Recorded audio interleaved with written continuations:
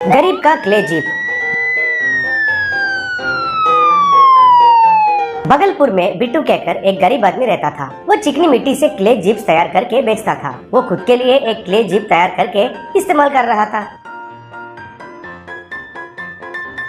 एक दिन बिट्टू एक क्ले जीप को तैयार कर रहा था। तब मुन्ना कहकर एक मैकेनिक उसके पास एक पुलिस जीप लेकर आया था।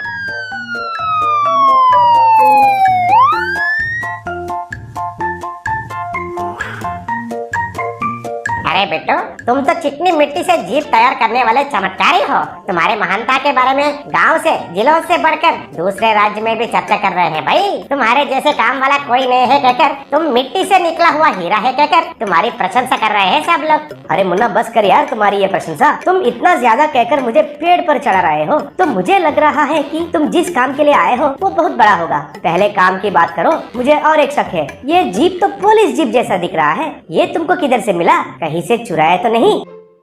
पुलिस का जीप जैसे नहीं, ये तो पुलिस का ही है। रिपेयर के लिए मेरे शेड में आया, तब मुझे एक बेहतरीन विचार आया। और ये चोरी करना हमारा वंश में नहीं है। मैं तो खाली धोखा देता हूँ बस। अरे चोरी करने में और धोखा देने में फर्क क्या है? दोनों तो गलत काम है। जिसमें भी पुलिस को मिला तो बहुत पिटाई होगी, और धोखा देना कुछ पवित्र काम जैसे बिल्डअप दे रहे हो। देखो बिट्टू, तुम्हें मेरे फिलॉसफी शायद समझ में नहीं आया। तुम्हारे लिए एक 5 मिनट टाइम लेकर मैं कॉन्सेप्ट का डिटेलिंग देता हूँ, सुनो और ज्ञान पाओ और जियो। चोरी क्या होता है कि हम जिस चीज को चुराते हैं वो उधर नहीं रहता है, उसे चोरी करना कहते हैं। धोखा क्या होता है कि चुराया हुआ चीज उधर ही रहता है, लेकिन वो डुप्लीकेट होता है और उसे कोई नहीं पहचान पाएगा। अगर पहचान लिया तो तब तक खेल खत्म, दुकान बंद हो चुका होगा। फाइनली मैं तुम्हें क्या बताना चाहता हूँ कि चोरी करने वाले बेवकूफ लोग होते हैं और धोखा देने वाले बहुत चालाक होते हैं, मेरे जैसे। ठीक है, तुम और तुम्हारी ये बकवास फिलॉसफी, और ऊपर से मुझे क्लास भी देते हो। काम क्या है ये देख लो और जल्दी निकल जाओ। तुम जैसे धोखेबाज के साथ ज्यादा देर तक बात करना भी खतरा हो सकता है।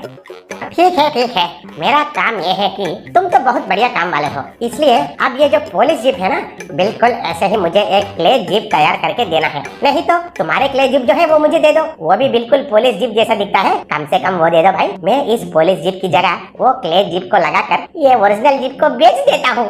कैसा है मेरा आइडिया? अबे ओए, मैं गरीब इंसान हूँ लेकिन धोखेबाज तो नहीं हूँ। तुम जाकर पुलिस से पंगा ले रहे हो, ध्यान से रहो नहीं तो तुम्हारे हड्डी फसली कर देते हैं। अरे बस कर, तुम्हारे जैसे नाकाम के आदमी ही ऐसे नैतिक बातें करते हैं। तुम क्ले जीप करके दे सकते हो कि नहीं? मुझसे नहीं होगा रे दरिंदर कहीं के। पहले इधर से दफा हो जाओ, नहीं तो मैं खुद जाकर तुम्हारे ऊपर पुलिस कंप्लेंट करूंगा कहकर डांटा। तब उधर से मुन्ना जीप लेकर चला गया।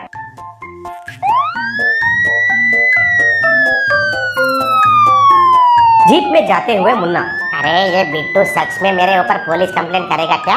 हाँ, वो कंप्लेंट कर सकता भी है डरपोक। उसे नहीं छोड़ना चाहिए, जैसे भी कुछ करके उसे फंसाना होगा। वो बिट्टू बहुत मेहनत करके उसके खुद के लिए एक क्ले जीप बनाए है ना, उसे चुरा कर इस पुलिस जीप के जगह में रख देता हूँ। सोचकर उस रात बिट्टू के घर के पास जाकर बिट्टू का क्ले जीप को चुराया।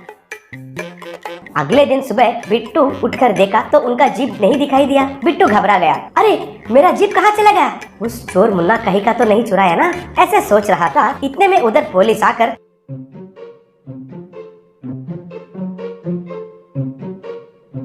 बिट्टू को अरेस्ट किए। सर रुकिए, मुझे क्यों अरेस्ट कर रहे हैं सर? मैं कुछ गलत काम नहीं किया। देखो बिट्टू, तुम्हारे ऊपर मुन्ना कहकर एक मैकेनिक कंप्लेंट किया। उसके शेड में से पुलिस जीप को चुराकर उसके बदले तुमने अपना क्ले जीप को रखा था ना। सुबह देखा तो जीप बदल गया है कहकर उसने पहचान लिया। एक जिम्मेदारी नौजवान जैसा आकर तुम्हारे ऊपर उसने केस लगाया। सर, बकरा कसाई को ही विश्वास करता है कहे तो यही है सर। धोखा करने वाला ही आकर धोखा हुआ है कहकर केस लगाना तो बहुत अजीब की बात है। आपको उस मुन्ना के बारे में पता नहीं है सर। वो एक बड़ा धोखेबाज है। कल ही मेरे पास आकर आपका पुलिस जीप जैसे ही क्ले जीप बनाने के लिए पूछा था, नहीं तो मेरा जीप देने के लिए पूछा। मैं नहीं होगा, मुझे धोखा देना पसंद नहीं कहकर कहा तो गुस्से से इधर से चला गया। सुबह उठकर देखा तो मेरा जीप गायब हो गया है सर। मैं खुद आकर पुलिस स्टेशन में कंप्लेंट देने वाला था, इतने में आप खुद यहाँ आए हैं। वो सब मुझे पता नहीं है। आप पुलिस थाने में आकर हमारे एसएजी से बात करो। सर, अगर मेरा सोच सही है तो अब चोर बाजार में आपका जीप का पार्ट्स को निकालते होंगे। अगर तुरंत उधर गए तो हम उस चोर को पकड़ सकते हैं। जल्दी चलिए, नहीं तो एक पार्ट भी नहीं बचेगा। देरी नहीं करेंगे और जाकर एक प्रयास तो करेंगे सर। उसके बाद आप कहाँ आने को कहेंगे उधर मैं आता हूँ कहकर उनको और एक क्ले जीप में चढ़ाकर चोर बाजार को लेकर गया। उधर पुलिस जीप को बेचता हुआ मुन्ना दिखाई दिया। तब पुलिस और बिट्टू मिलकर मुन्ना को पकड़कर खूब पीटे और फिर उसे पुलिस स्टेशन में लेकर गए।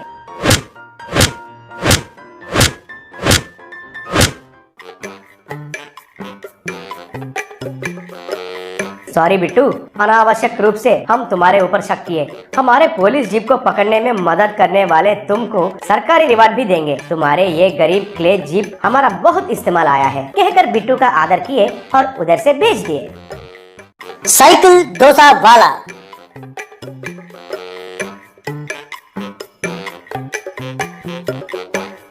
सब जानते हैं कि ताजमहल दुनिया के 7 अजूबों में से एक है, इसलिए दुनिया के कोने कोने से लोग ताजमहल देखने को आते हैं।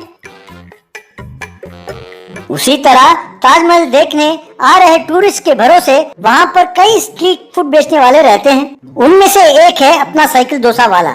उसका नाम रजनी है। रजनी की खासियत ये थी कि वो बहुत मेहनत से ताजमहल के शेप में डोसा बनाता था। उसके साथ 4 किस्म की चटनी डालकर उसकी पत्नी रोजा लोगों को खिलाती थी। वे दोनों हाथों में दस्ताने पहने और चेहरे पर मास्क पहनकर काफी सफाई का ध्यान रखते थे। इसलिए अपने देशवासी ही नहीं, विदेशी भी उसके साइकिल के सामने लाइन लगाए खड़े रहते थे। उसके डोसा खाने के लिए बहुत सब्र से प्रतीक्षा भी करते थे।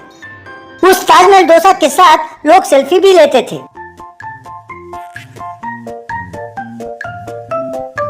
रजनी के डोसा साइकिल जहाँ खड़ी थी वहाँ सामने ही एक होटल था। उस होटल का मालिक शुक्ला रजनी को देखकर खूब जलता था। एक दिन शुक्ला रजनी के साइकिल के पास आकर, क्यों रे, इतना बड़ा होटल बनाकर इतने पैसे इन्वेस्ट करके 10 नौकरों को रखकर भी मुझे घाटा हो रहा है, लाभ बिल्कुल नहीं। मैं जानता हूँ कि ये सब तुम्हारी ही वजह से है। तुम चुपचाप अपना साइकिल लेकर मेरे होटल के सामने से हट जाओ, वरना तेरा नाश कर दूंगा। सर, मैं आप जैसा अमीर तो हूँ नहीं। मैं बड़ी मेहनत से एक छोटा सा धंधा कर रहा हूँ। लोगों को इस जगह की आदत हो गई है सर। मैं अब यदि यहाँ से जगह बदलूं तो मेरा धंधा मार खाएगा। इसलिए आप चाहे जितनी मर्जी धमकी दें, मैं यहाँ से नहीं जाऊँगा। वैसे शुक्ला जी, धंधों में मुकाबला तो ठीक है, आप भी स्वादिष्ट भोजन बनाकर सफाई बनाए रखें तो आपके पास भी लोग लाइन लगाकर खड़े होंगे। काम में ध्यान दें सर, यूं धमकाने से कोई लाभ नहीं होगा। अच्छा, तो अब तुम मुझे समझा रहे हो, मैं तुम्हें देख लूंगा, कहकर चला गया। उस दिन रात को रजनी और रोजा साइकिल को धकेलते हुए घर लौट रहे थे कि शुक्ला के भेजे हुए गुंडों ने उन्हें घेर लिया और उन पर हमला किया। रजनी को डंडे से पीटने लगे। अरे बचाओ बचाओ, अरे मेरे पति को कोई बचाओ, अरे कोई उन्हें रोको, अरे रुक जा कमीनों, कहकर उन्हें धक्का दे रही थी। पर जब तक रजनी बेहोश होकर नहीं गिरा तब तक वो पीटते रहे, बाद में चले गए। अगले दिन जब रजनी की साइकिल उसके होटल के सामने नजर नहीं आई तो शुक्ला, अब कभी वो नहीं आएगा यहाँ पे ऐसा सोचा। तभी रजनी हाथों में और सिर पर पट्टी बांधे हुए वहाँ आया।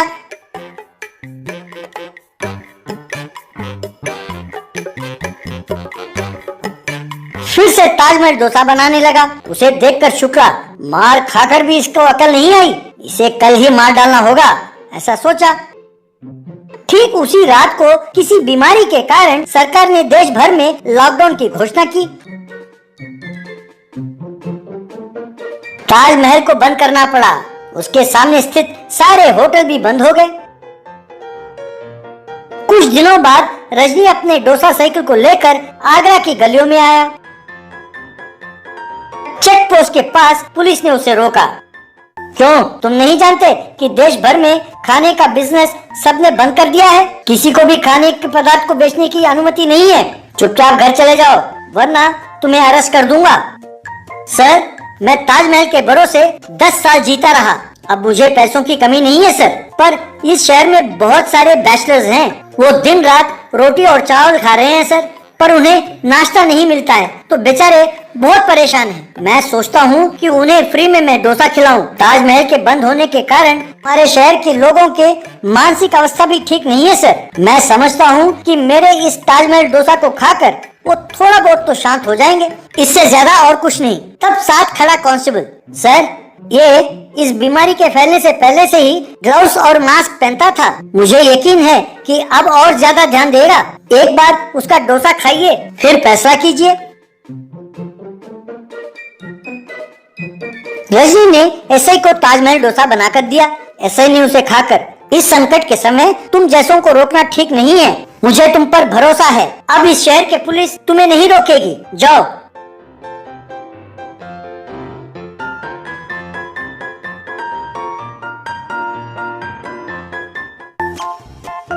रजनी बेल्टेस को जाकर फ्री डोसा देने लगा। यूं ही मजदूरों को भी वो डोसा देने लगा।